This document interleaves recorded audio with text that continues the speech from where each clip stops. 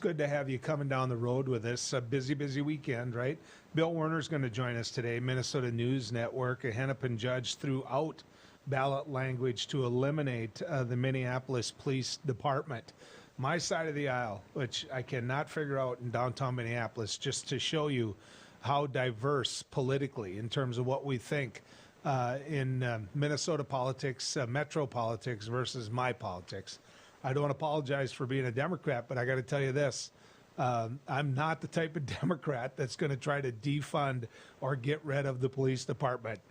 I don't know what they're thinking of. I just know this, that their thinking is wrong. And so we're going to visit with Bill Werner about that in just a little bit. But I had Chris Jones, and Chris is the executive director of the North Dakota Department of Human Services, which means he's got a big budget and a bunch of federal money that comes in as well. And he's got to try to find a way to make all of this work. Human Services, as someone who served 14 years in the legislature, I can tell you this. The human service budget is, to understand it is a job in and of itself, to just sit down and break it down. So he's got a tough job. He really does. And we're going to bring him on and get a chance to visit with him. Chris, good to have you coming down the road with us. Yeah, thanks for having me again. I really enjoy this type of thing. One of the things I wanted to talk to you about was childcare and where we were at childcare in the state of North Dakota. And of course, this is playing out nationally. There's a big debate on the legislation that's making its way through the halls of Congress that, over the weekend, you had Joe Manchin saying he won't vote for anything over $1 trillion. You had, other leaders on the left like Bernie Sanders are saying it has to be over $3 trillion.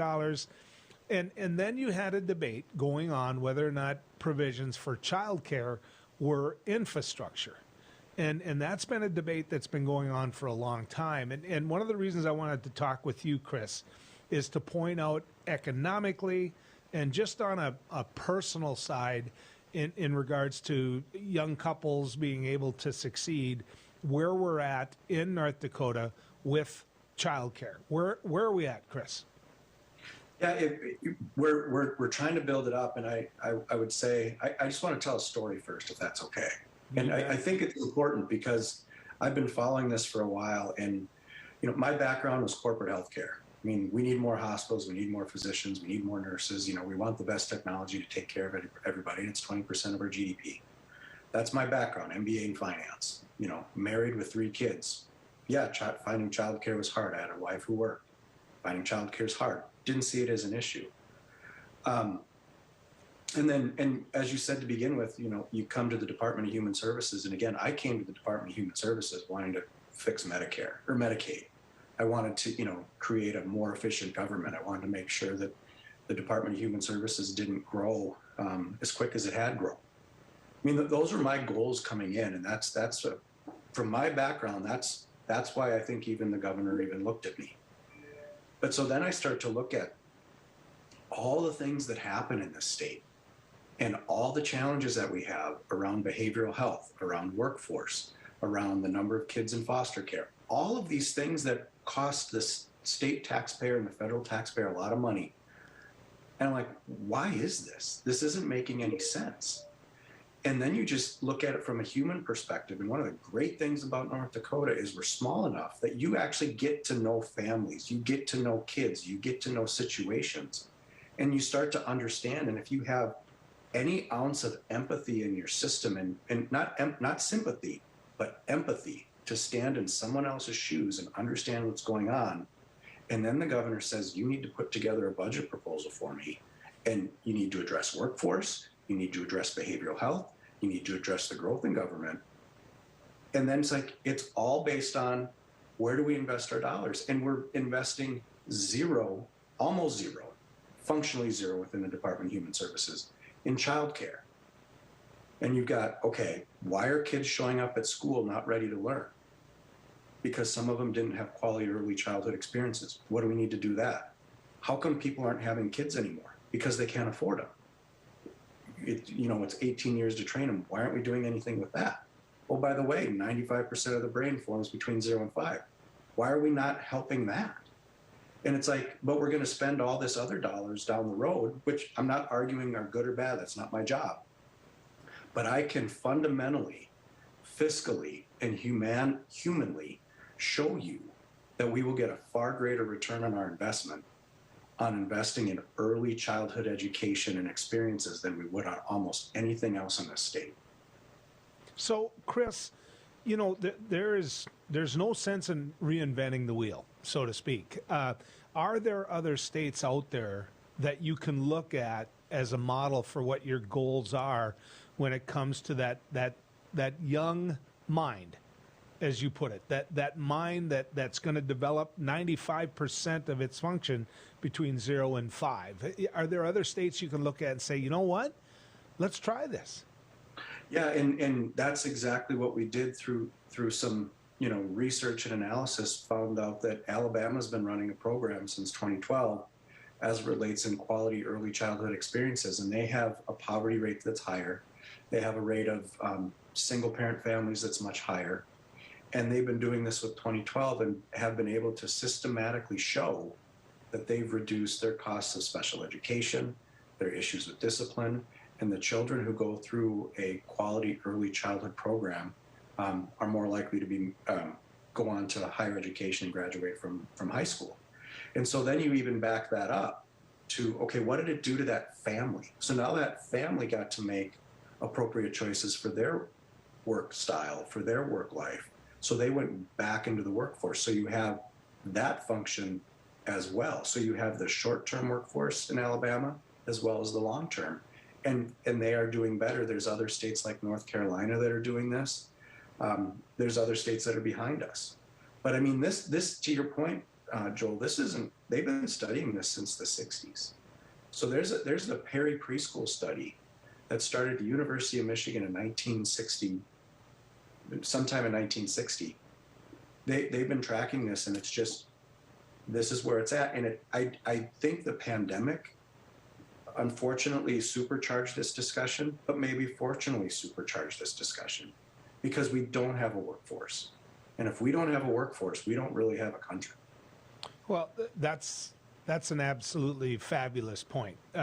There's another point you made in there, though, that sticks out at me. And for those of you that are viewing this, you know, Chris and I have had a number of conversations about this, and he has a following with friends of mine, both on the left and the right side of the aisle, in terms of being visionary when it comes to this, realizing and Chris, there's all kinds of people on every side of this, whether or not it's about, you know, a family being able to live up to the potential it wants, whether or not it's about what's best for the child, whether or not the truth of the matter is for me, workforce matters.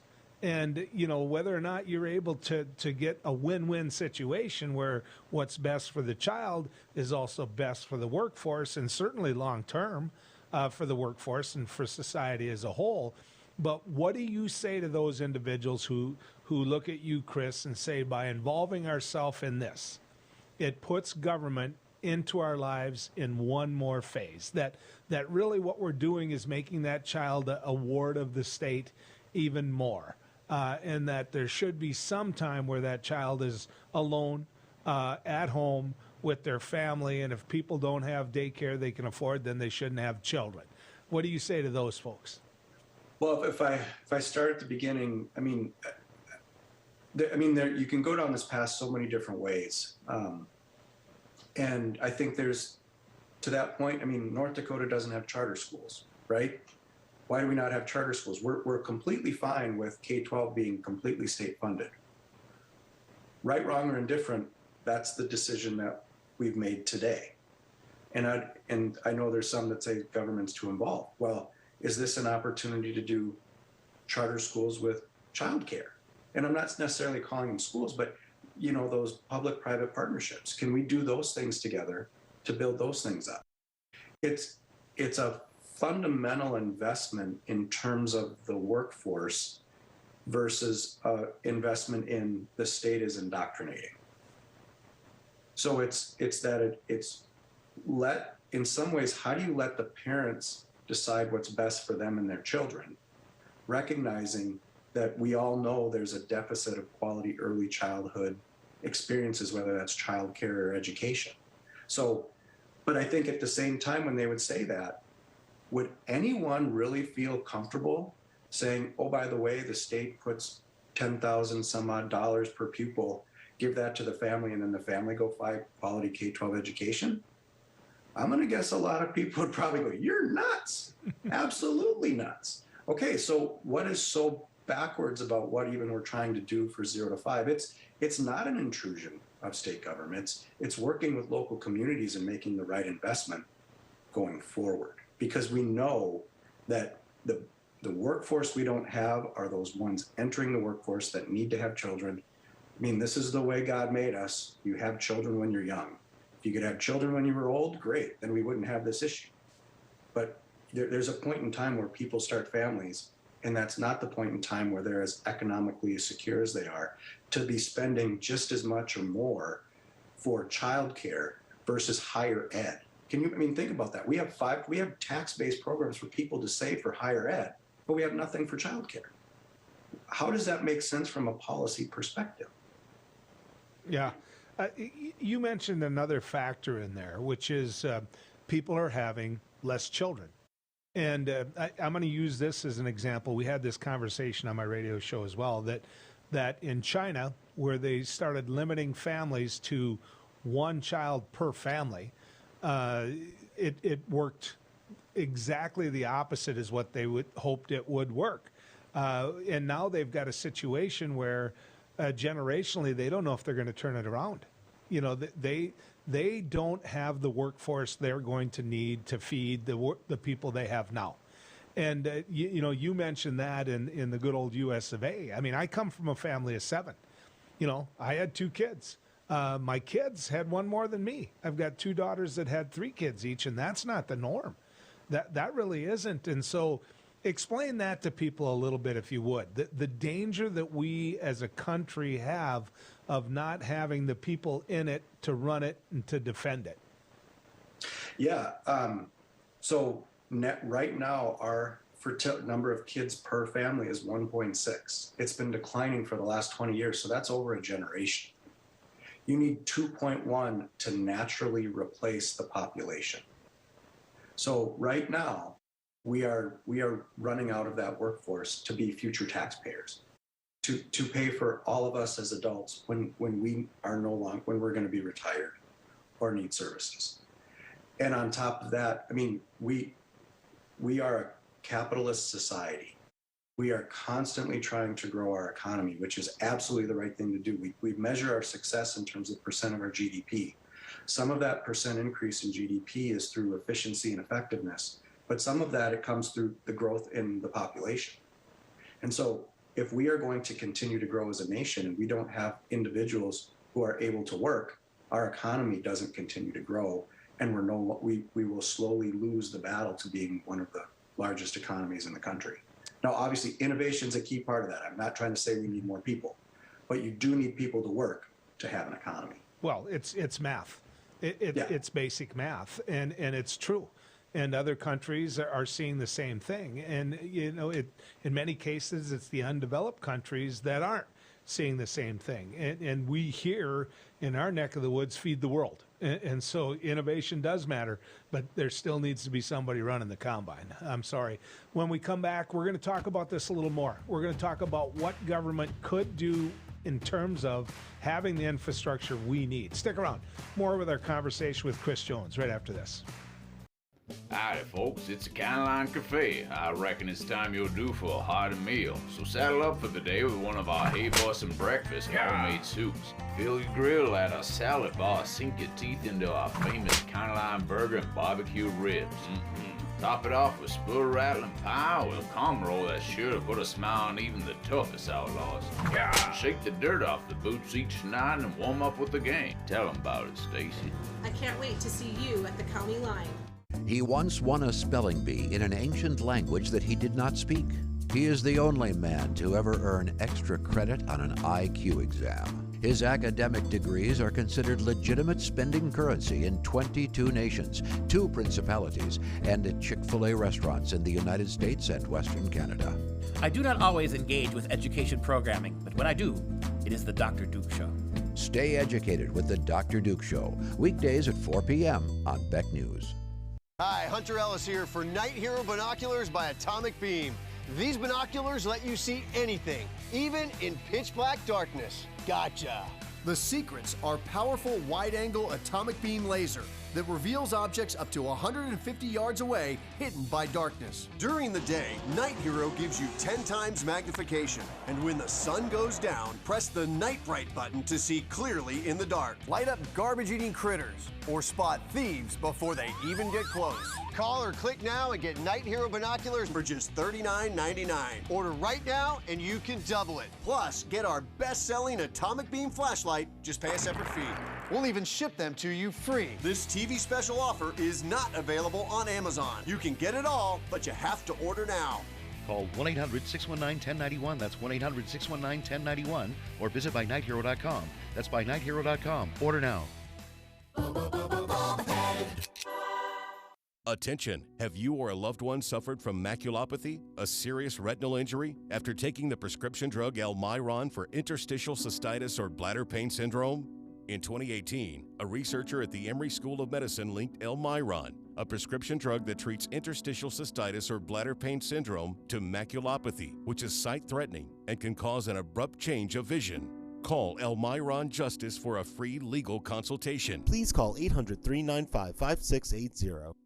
Non-attorney spokesperson. This is a paid advertisement for legal services sponsored by Nightline Legal. Cases assigned on a random basis to participating law firms. This drug remains approved by the FDA. If you or a loved one regularly took Zantac and were later diagnosed with cancer, call right now. You may be entitled to financial compensation. Potential cancers include bladder cancer, colon cancer, kidney cancer, stomach cancer, liver cancer, pancreatic cancer. Do not stop taking a prescribed medication without first consulting with your doctor. Discontinuing a prescribed medication without your doctor's advice can result in injury or death. Call 1-800-230-9210.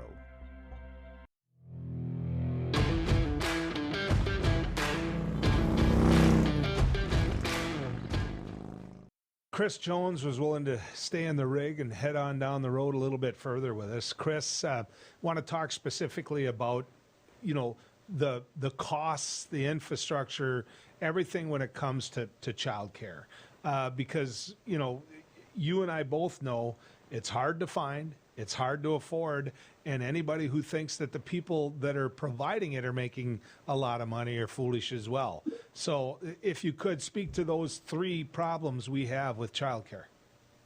Yeah, thanks. So I think, to the point of, the childcare workers themselves, I mean, this is a cottage industry, and I don't mean to call it cottage to say they're unsophisticated, but the vast majority of them have done it out of love, out of caring for their communities, or filling a gap in the community, sometimes what the YMCA would do, because there's a need in the community for it. But at the same time, the workers that they're hiring, they're making anywhere from $10 to $14 an hour. And for some of the preschool teachers that they employ, they have a 4-year degree. And many of them are working without benefits. And so as soon as they become a kindergarten teacher, their salary goes up significantly, and appropriately so, with benefits. But if you think about the vulnerability of a 6-month-old, of a 2-year-old, and their needs, and we're saying, well, we'll just provide some babysitting services 40 hours a week, and think that we're going to allow that brain to functionally develop by paying $10 an hour, we're sadly mistaken. And moving that forward. So then you have the families who are saying, well, I'm paying more for childcare than my mortgage. For my own housing, I'm paying more. And that's for one child. So one child is costing just as much. And I think we talked about earlier, it's like we're asking new families to essentially fund a public university tuition for the first 5 years of a child's life, and then we give them tax breaks to figure out how to save for it once they reach the age of 18, should they go to college. I mean, we don't even know if you're going to go to college. So economically, from a policy perspective, how are we going to get the right type of workers, treat them with the level of respect they need in terms of having benefits, and create an industry that families and communities can rely on? because right now it's all there. You know, some people do call it babysitting still, and that's babysitting's for a couple to go out on date night. Babysitting is not for 40 hours a week. Yeah, that's a great point. You mentioned higher education versus this. Let me give you, after you threw out those numbers, what popped in my head, which is, you know, if a lot of the brain function is happening between 0 and 5, a lot of that development is happening between 0 and 5, then why isn't it that we are willing to invest in that, in terms of getting them to the point where they can succeed at higher ed? North Dakota has a real history of a dropout rate. It led the nation for years in higher education. And I'm not trying to say that everybody's foolish and isn't that bright. What I'm trying to say is I think oftentimes we go to the wrong colleges. Oftentimes we don't appreciate what we really are and what high school proved us to be, so that we understand what our goals could be and we don't gradually work up through higher education.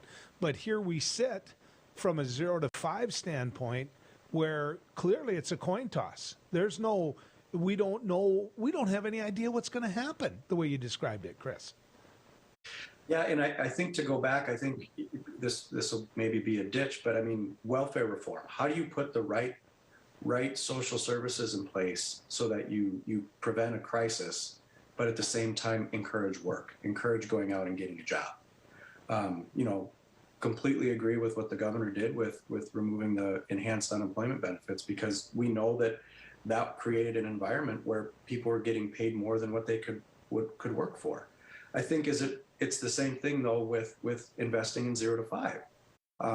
As our country has evolved, more and more women, and I'm 100% behind this, are entering the workforce. They are getting higher education, and they are becoming whatever they're choosing to become, and it's created a much greater country by having men and women leading industries, leading government, leading the whole economy. It's different perspectives. It's the fundamental diversity that our country needs in order to be competitive in a global marketplace. But so to that being said, women aren't staying home. So there was this feeling of we didn't need that infrastructure before because more women did stay home. Well, they're not staying home anymore, and there's no way we should ever consider forcing them to stay home or anything like that, because they are critical to our success economically. Well, you said the governor, and you supported him when it came to not extending those unemployment benefits, and I could not agree with you more, and agree with Governor Burgum that the jobs were waiting there for them. But here's you mentioned that women are coming out and want to be in the workforce, and we're not trying to be sexist here as much as what we're trying to acknowledge what the sheer numbers are in terms of who would stay home in most cases if they didn't have affordable child care. That being said, it seems to me that a lot of what we're talking about doesn't go along with what happened post-COVID. And I know COVID's still going on. I realize that, but COVID taught us a lot of things about our workforce. And what I'm seeing in my life is a number of individuals that have chosen not to go back to work. And they're needed in the workforce. And a big part of why they're not going back to work is they found out when they went home that there was no financial gain in going back to work because of childcare. So how do we weigh all that? Because our economy is going to slip backwards big time if these people aren't in the workforce.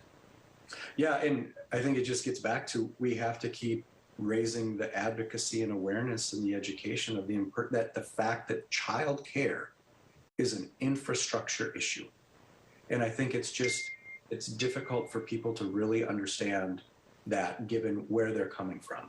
And again, I think I mentioned, it's like, think of the adult males who sent their kids to college, their daughters to college, who are, they raised their daughters well. And then their daughter says, you know what, I'm going to stay home. I do really want to work. Dad, thanks for investing in me. Mom, thanks for investing in me. But I have to stay home because I can't find childcare. Okay. I mean, last one, I promise, Chris. I give you $100 million, okay, today, and I say invest it all in childcare. What do you do? What do you do with that $100 million? I think we've got to be, one, careful, because how do we ensure that's going forward? Because the last thing you want to do is spend a lot of money and then rip the rug out from underneath a family and say, well, the money's gone, now you're on your own again. You may have exacerbated the problem. So there's a lot of money that's being considered as it relates to investment in early child care. I think we need to create a sustainable model, and it's known as infrastructure going forward. Chris, we'll do this again. There's so much here on the plate, and also a number of other human service issues we got to talk about. But thanks for giving us your time. Well, thank you. Anytime, and anybody who wants to learn more, I'm happy to reach out and talk to them about it. This is too big of an issue just to keep kicking the can down the road on. He's good at what he does, ladies and gentlemen. When we come back, Bill Werner with the Minnesota News Network right after this. Hello, I'm Mike Lindell, and I'm coming to you with one of the most important commercials that I've ever done. All of you know what MyPillow and myself have gone through in the last 8 months in my efforts to bring the truth forward. Well, now you can help in a couple ways. First, get everyone you know to go to my new media platform, frankspeech.com. There you'll find all the footage from my cyber symposium and many other important broadcasts. Also, I am personally doing a new daily live show to get the truth out. It's at 11 a.m. and 6 p.m. Central Time, Monday through Friday. Secondly, I'm offering some of the best prices ever on MyPillow products, but they're only available on frankspeech.com. Go to frankspeech.com now and use the promo code on your screen, or call the 1-800 number below to receive these exclusive MyPillow offers. Thank you and God bless. Introducing the Cool Turtle, the ultra-comfortable mask enhancer that creates a protective, cool, and breathable space between your mask and your face. Simply slide under any mask or gaiter and immediately feel the refreshing pocket of air surrounding your face. Cool Turtle's ergonomically designed, soft, comfortable shell immediately reduces mask friction, allowing you to breathe and talk in a comfortable environment. I can actually breathe. With the Cool Turtle, no more sweating. It's like I don't even have a mask on. Call now and get not 1, not 2, but 3 Cool Turtles for just $10. Order now and we'll send you 2 more Cool Turtles free. No fees, absolutely free. Plus, you can get a 10-pack of 4-ply face masks. Just pay a separate fee. This offer is not available on Amazon. Get the real Cool Turtle now. Call 1-800-270-1219. That's 1-800-270-1219. Or visit getcoolturtle.com. Order now. Seniors, are you aware that you could pay less for your car insurance? Seniors can save money on their car insurance. You might save a little, you might save a lot. Maybe hundreds of dollars a year. You might save 5% a year, maybe 10%, 15%, or even more. That's a lot of money. So call right now and find out just how much money you might be able to save. 1-800-699-0761. 1-800-699-0761. Welcome to No Apologies, your after-hours oasis of sanity. God, your ego is so tiny and fragile. I'm Rick Becker. And I'm Lori Hins. Make no mistake, folks, we lost. Again, we lost the war in Afghanistan. Dynamic. There's nothing wrong with rattling the cages of the old guard. Your retreat begins at 9 Central on Beck News and online at beck.news.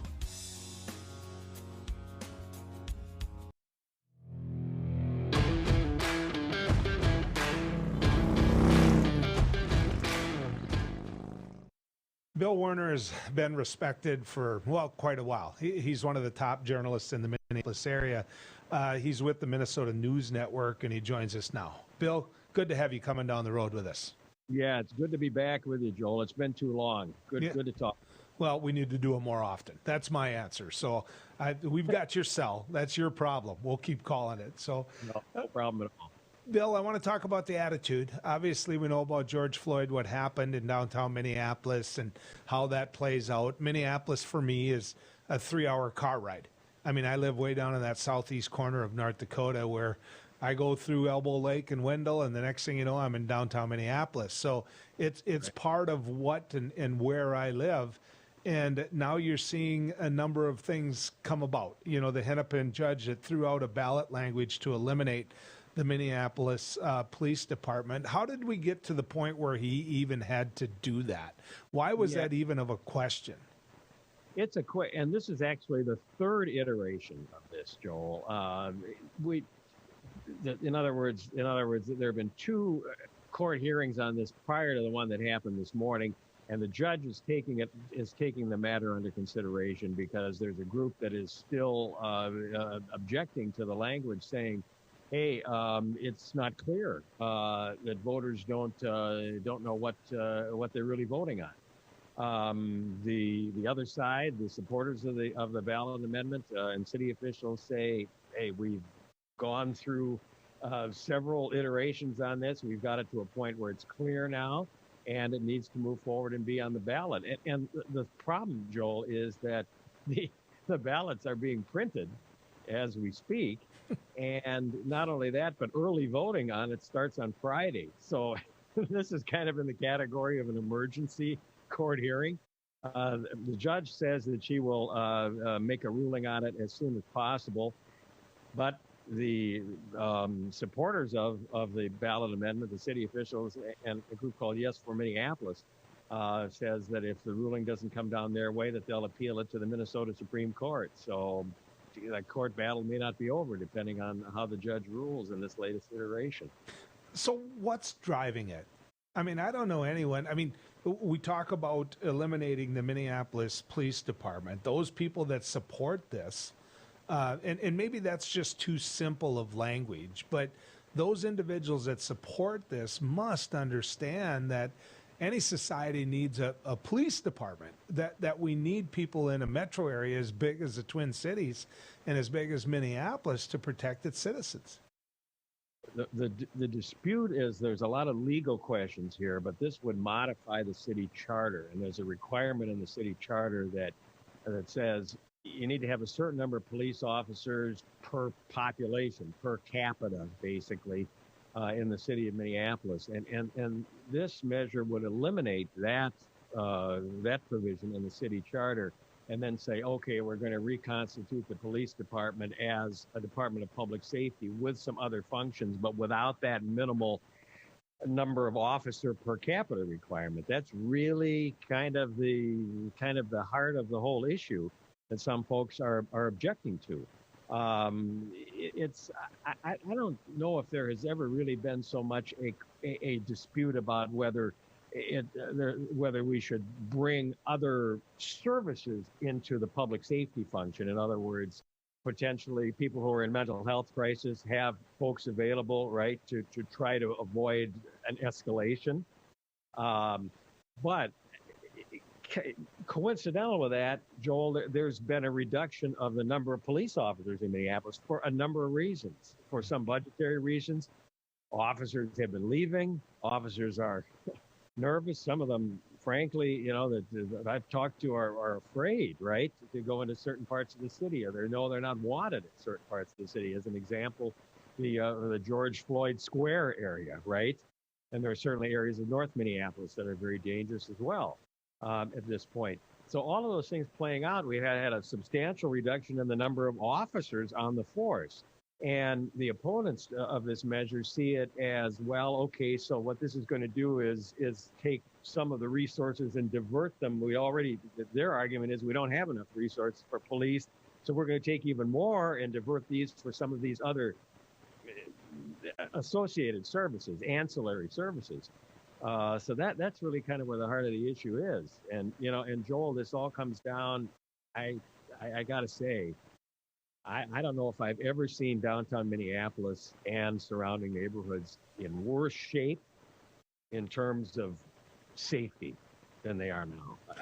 I'm sorry. I mean, I live right on the edge of downtown Minneapolis, Loring Park neighborhood, and it's not safe. That's what it comes right down to. That question, because of the scenario I gave you to start our conversation here, I mean, Minneapolis being part of our mine and Sue's life, we go there a lot. I mean, we were just there in downtown Minneapolis, and the issue of safety came up a lot in terms of time of day, in terms of what we did, where we did it. We're Viking season ticket holders. We're looking forward to heading down there for those games. Sure, a lot of folks are. Yeah. Let me give you a scenario, Bill. I shared tickets with another gentleman. He took 4 games. I took 4 games, right? Yeah. He sold me his share because he doesn't feel as though if he went to Minneapolis, he'd be safe. This is a guy that can handle his own. He doesn't want to go there, Bill. And the thing is, Minneapolis is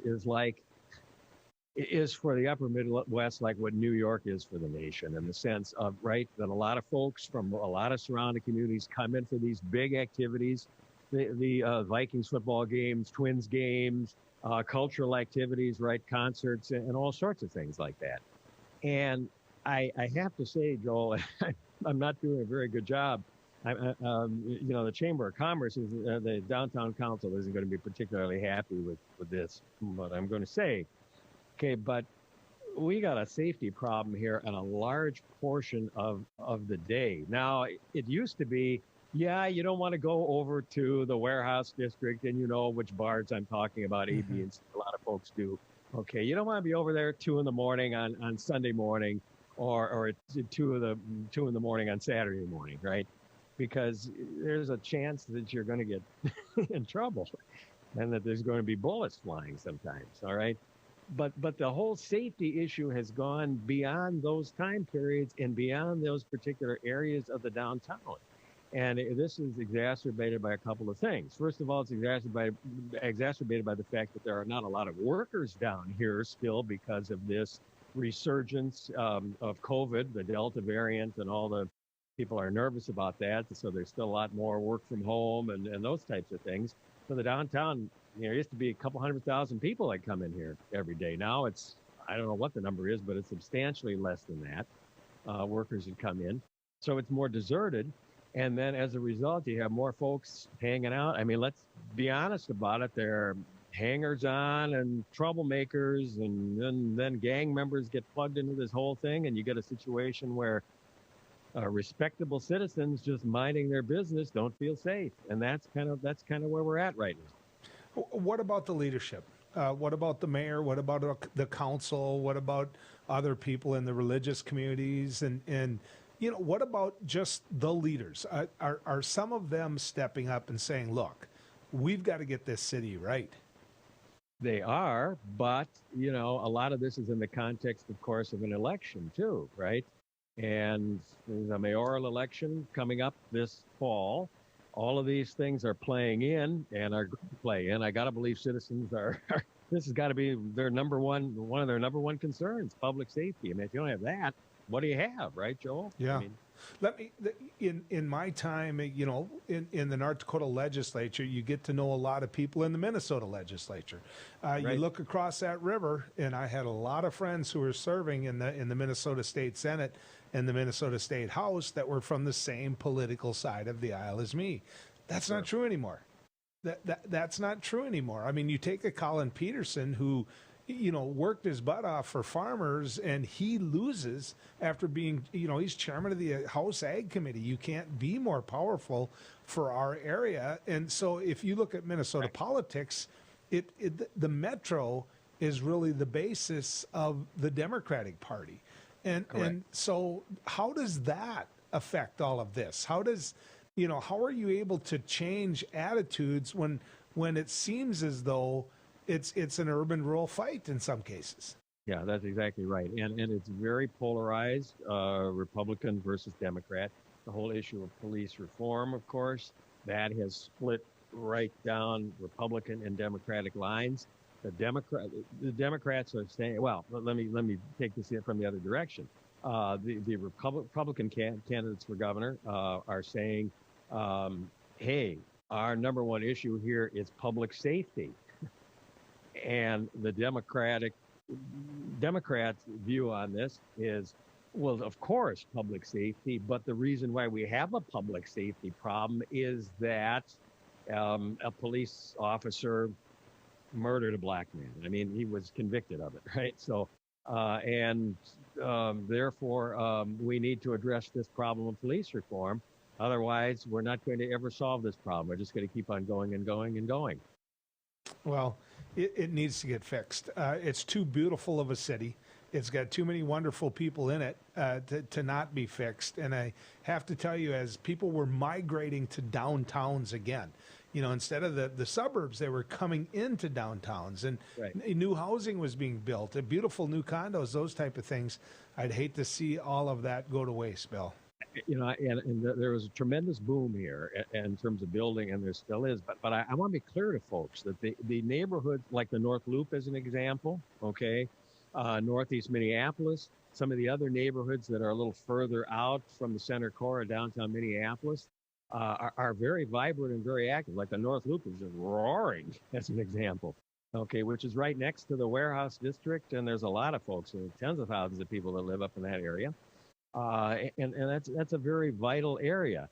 But the central core I'm talking about, kind of like that 7th and Nicolet's 100% intersection that we're talking about. You learn about urban geography, right? And all that area around, and the skyscraper areas I'm talking about, the big building areas of downtown. We have a problem here. We have a real problem. The folks that are downtown are up on the Skyway level, and there's a lot of troublemakers on the street level. Well, Bill, let me go on record as something else. Over 30 years of refereeing football, 20 of those years in college football, a bunch of those in Division I football, that was not a fumble on Sunday. The Vikings should have won that game. There, I said it. I feel better for having said it. So, Bill, let's visit again soon, okay? Let's do that. Let's keep our fingers crossed that we maybe can get things turned around here in Minneapolis, because it's for not just for people in Minneapolis, but for the state and for the surrounding states. And I want to be there. I love being there. So, Bill Werner. Want to have to be back. You bet. Bill Werner, ladies and gentlemen. When we come back, some thoughts on the vaccine mandate. Did Joe Biden get it right? I'll give you my take when we come back as we head down the road. Hello, I'm Mike Lindell, and as you know, my passion is to help each and every one of you get the best sleep of your life. That's why I created my new Giza Dreams bed sheets. I started by using the world's best cotton called Giza. It's only grown in a region between the Sahara Desert, the Mediterranean Sea, and the Nile River. It's ultra soft and breathable, but extremely durable. My Giza sheets also include full 21-inch wide pillowcases that will fit over any pillow, and deep pocket sheets that will fit over any mattress. The first night you sleep on my sheets, you'll never want to sleep on anything else. Go to MyPillow.com or call the number on your screen right now to get your very own MyPillow Giza Dream Sheets. Giza Dream Sheets are available in a variety of colors. Use your promo code, and for a limited time, when you buy one set of sheets, you'll get another set absolutely free. For the best night's sleep in the whole wide world, visit MyPillow.com. Non-attorney spokesperson. This is a paid advertisement for legal services sponsored by Nightline Legal. Cases assigned on a random basis to participating law firms. This drug remains approved by the FDA. If you or a loved one regularly took Zantac and were later diagnosed with cancer, call right now. You may be entitled to financial compensation. Potential cancers include bladder cancer, colon cancer, kidney cancer, stomach cancer, liver cancer, pancreatic cancer. Do not stop taking a prescribed medication without first consulting with your doctor. Discontinuing a prescribed medication without your doctor's advice can result in injury or death. Call 1-800-230-9210. Seniors, are you aware that you could pay less for your car insurance? Seniors can save money on their car insurance. You might save a little, you might save a lot. Maybe hundreds of dollars a year. You might save 5% a year, maybe 10%, 15%, or even more. That's a lot of money. So call right now and find out just how much money you might be able to save. 1-800-699-0761. 1-800-699-0761. Hi, it's me, Anthony Sullivan. And yes, you've actually caught me at home relaxing, because life's been pretty worry-free since I got coverage with American Residential Warranty. You won't believe what ARW covers. Heating and air conditioning, washers and dryers, kitchen appliances, plumbing, water heaters, electrical systems, flat screens and laptops, even pools and spas, and so much more. Call American Residential Warranty. They'll get you covered. 1-800-219-1467. At Beck Communications, we've been planning for your future. Over the past decade, we've placed nearly 200,000 miles of dedicated fiber optics in the ground, enough fiber optic strands to circle the world 8 times. Taking no shortcuts, we connected every home and business in our service area with dedicated fiber optics. It's your personal, unrestricted, unthrottled connection to the world. Best of all, this dedicated fiber means you do not share your connection. We call this intimate, dedicated connection Beck Fiber.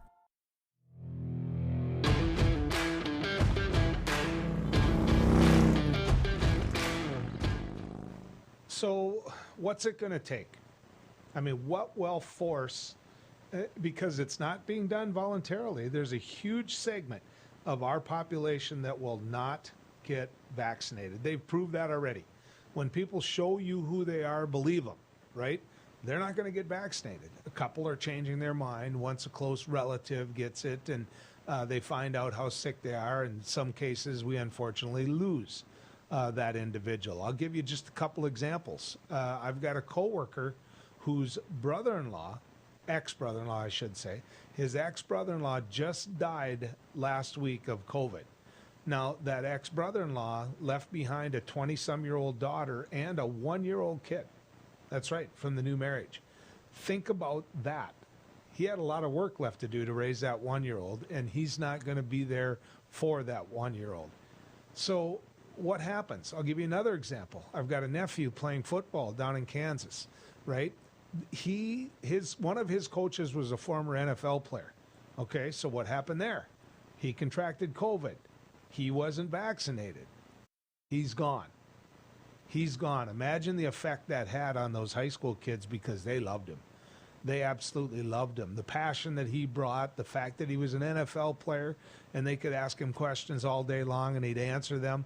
Those two individuals were not vaccinated. Now, let me tell you a story, and I think I've spoke to this before, but there's always a new group of people that is here coming down the road with us. About 2 brothers, right? Twins. These brothers are. And one of them, I mean, we're talking about almost identical DNA. One of them contracted COVID. Actually, both did. One lived, the other died. One lived, the other died. The one that hadn't been vaccinated died. Now, that's evidence in and of itself. The numbers are there. The sheer numbers are there. So what happens? Joe Biden, basically you can hear the frustration in his voice. President Biden said, we're going to have to get people forced to be vaccinated. So he puts a vaccine mandate in. Any business with more than 100 people has to have their people vaccinated under OSHA rules, under workforce safety rules. Now, with that comes the ability, if you don't want to get vaccinated, you can be tested, but you have to be tested once a week. And there is pushback all across the nation. In fact, there's pushback right here in our own state. Take a look at what Governor Burgum said when it comes to this. President Biden's misguided plan steers our country down a dangerous path away from states' rights and the freedom of private businesses to make their own decisions on vaccinations. We stand opposed to this blatant federal overreach. Safe, effective vaccines remain our best tool for preserving hospital capacity and ensuring access to care. But forcing a vaccine mandate on private employers is not the role of the state or the federal government. Those words came from Governor Burgum. What would Governor Burgum say about looking at that kindergartner and saying, I want to see his vaccine card. I want to see whether he's been vaccinated against measles, mumps, rubella. I want to see whether or not he's been vaccinated against polio, because Governor Burgum is older than me. And Governor Burgum's parents had to provide his vaccination card because Governor Burgum, as a young Doug Burgum, had to have been vaccinated to go into school. You know who required that? The government. That's who required it. The government did. And so to sit there and say that isn't the government's role, I think is being very hypocritical when he himself had done that and his parents had done that in the past. Now, if you're sitting there saying, why? Why? Well, for me, the why is the variance, right? The Delta variant is far more contagious, far more deadly. How many more variants are out there? So until we get our group vaccinated that wants to get vaccinated, why would we sit there while we're developing more and more variants, because they then can aggressively take after you? In other words, we've got school-age kids that are under 12 years of age that have not been vaccinated yet. That vaccine isn't available to them yet. Now, it's close. It's close. But the truth of the matter is that same group of kids that years ago we would have looked at and said, are you vaccinated, don't even have the chance to be vaccinated yet. So, will the schools, under Doug Burgum's comments, will the schools be right in telling those young kids that they have to be vaccinated? Or will he say that that's not the role of government? Because I can tell you this, one of the most beautiful people ever in my life was my great aunt, and she had polio. She walked with a limp all her life. She walked with a raised shoe all her life because she had polio as a young girl. Imagine if she had the vaccine when it comes to polio. Imagine that. So, yeah, you people that are anti-vaxxers, you making your own choice, I get that. But think about the kids. And when we get to that point, where all of these kids have had the chance to be vaccinated, all these kids have been vaccinated, and we get to that point where the only stubborn people that haven't been are you, that'll quit your jobs rather than be vaccinated, then it's up to you. But I know a lot of people aren't going to send sympathy cards. When we come back, some closing comments for you here as we go down the road. Do you worry about going to the dentist? After all, a visit to the dentist can easily cost $2,000 or more. Well, relax. The Carefree Dental Card is now available in your area. Call now and we'll send your actual card at no cost today. With the Carefree Dental Card, you go to the dentist whenever you need and you instantly pay a lot less. Activate your card and you can start using it immediately. From exams and cleanings to more expensive procedures like crowns, dentures, even braces, they're all included with the Carefree Dental Card. Say you go to the dentist today without any card and your bill is, well, ouch. Wait a minute, let's try that again. You go to the dentist today and show your Carefree Dental Card, you save $525. The Carefree Dental Card is just $15.95 a month, so call now and make going to the dentist carefree.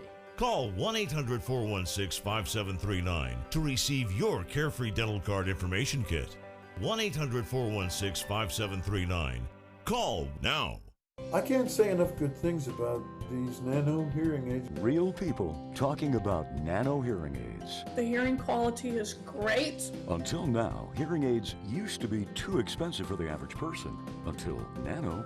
Call now and you'll get your nano hearing aids for only $297. You'll save $100. When you buy one hearing aid, Nano will give you a second hearing aid free. Call right now. 1-800-213-3815. Spas, etc. You've come to know and trust us for over 18 years with the largest selection and showroom in Western North Dakota for our beautiful Sundance spas. Plus, you could pick out your next home experience with our selection of pool tables, shuffleboards, and fun accessories. Spas, etc. Your relaxation destination on Main and Bismarck. Hello, I'm Mike Lindell, inventor of MyPillow. Thanks to your support, you've helped make MyPillow become one of the fastest growing companies in America. Over the last 12 years, you've helped MyPillow create thousands of jobs right here in the USA. When I got MyPillow, I'm asleep almost immediately. I stay asleep at night and I wake up more well-rested in the morning. That's why I invented MyPillow. My patented fill adjusts to your exact individual needs and helps keep your neck supported and aligned. I'm interrupting this commercial right now. Retailers have canceled MyPillow, and to thank you for your support, I'm gonna pass the savings directly on to you. For example, you get my 6-piece towel sets, regular $109.99, now only $44.98, or MyPillow dog beds for as low as $19.99 with your promo code. For the best night's sleep in the whole wide world, visit mypillow.com.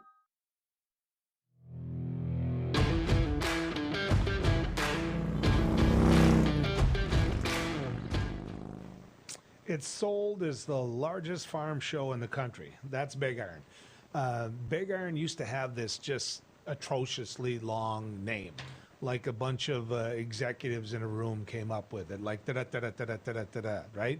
A former radio colleague of mine, and where I work in radio, we have been there with Big Iron all along. We have. I mean, KFGO has pushed Big Iron, has promoted it, has broadcast from it. We are a huge part of why Big Iron is what it is. And I'm proud of that. But the guy's name was Larry Risfit. Now, some of you are going to be familiar with that name. Larry was just wonderful to work with. Common sense, a lot of intelligence, a lot of humor, and he had a bite, a little bit of a bite. He hated that long, long name. And so he was out there, he saw it, he saw all this farm equipment, he saw how big everything was getting. And this was years ago, before the combine and the quad tracks and everything are as big as they are now. But he said, you know, the name of this thing should just be Big Iron. And it stuck. To be the nation's largest farm show, to be a place where people can go and kick the tires and talk to the dealers and just see what's out there and go to a farm seminar, an ag seminar, a seed seminar. All of these things are available to them. It's fun. It's a lot of fun. Now, there have been Big Irons that have been wet. There have been Big Irons that have been dry. They've been cold. They've been hot. It's that time of year, right? Last year, Big Iron still took place, albeit reduced. There were certain groups that didn't go. They didn't because of their company policy when it came to COVID. Big Iron's going to be alive this time. It's going to be big. It's going to be bustling. It's going to be fun. My hope is that some Canadians are able to make it. The U.S. isn't allowing Canadians in, and they always had a big presence at Big Iron, and they had a lot of great wares to show. They really did. Some of the equipment you see there is just, you shake your head and go, wow. And some of it you got to look at and say, what the heck does that do?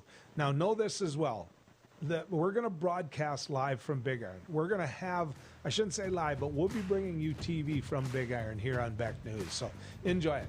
We'll keep going down the road with you. Good riding with you, folks.